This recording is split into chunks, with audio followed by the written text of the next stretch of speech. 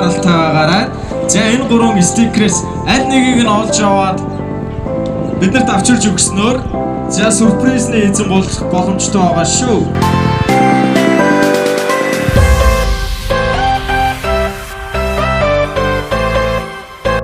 За тэгэхээр ямар азтай хөхөд вэ? За хаанаас олж авсан? Байшин дээр наацсан байсан. За баяр хүргэе. За мөн үндэсний соёл амралтын хүрээлэнгийн зүгээс за хүссэн 5 тоглоом дээр тоглох эрхийн бичиг болон боулингийг хосоороо үн төлбөргөө тоглох эрхийн бичгээр шагнаж байгаамаа.